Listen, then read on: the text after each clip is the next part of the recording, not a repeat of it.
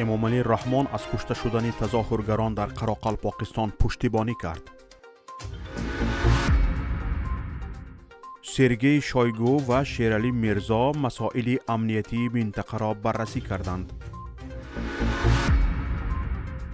قرمانبک باقیف رئیس جمهوری سابق قرقیزستان خودش را سفید کرده است. دسته منتخب فوتبال تاجیکستان با تیم ملی ازبکستان 3 بازی دوستانه انجام می‌دهد.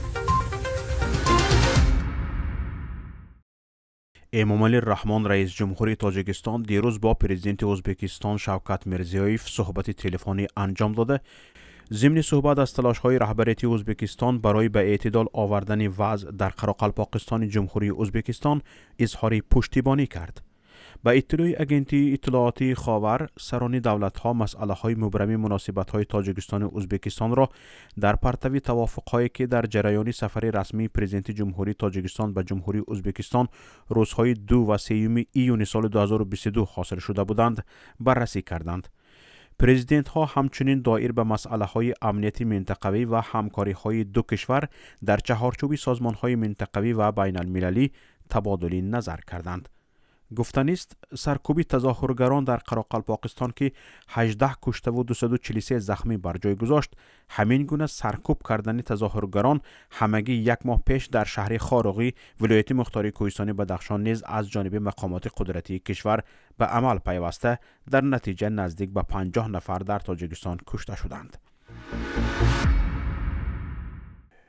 وزیر دفاع روسیه سرگئی شویگو با همتای تاجیک خود شیرعلی میرزا در یک تماس تلفنی مسائل امنیتی منطقه را بررسی کرده است.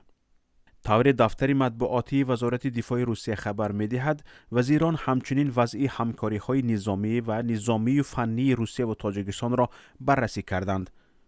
گفتنی است ولادیمیر پوتین رئیس جمهوری روسیه روز 28 ایون به دوشنبه آمده با امامعلی رحمان رئیس جمهوری تاجیکستان ملاقات کرده بود.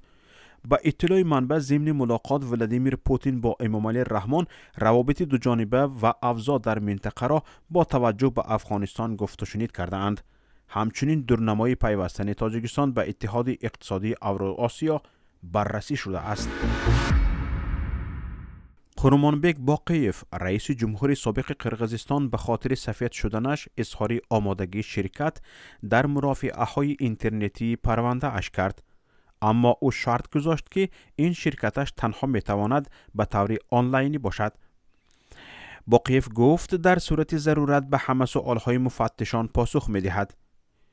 دومین پرزیدنت قرقیزستان در مصاحبه با روزنامه قرقیز زبان ژنی آردا گفت من آماده ام در همه گونه دادگاه بین المللی شرکت کنم برای آنکه نسبم در صحیفه تاریخ پاک بماند و در نزد مردم خود را سفید کنم.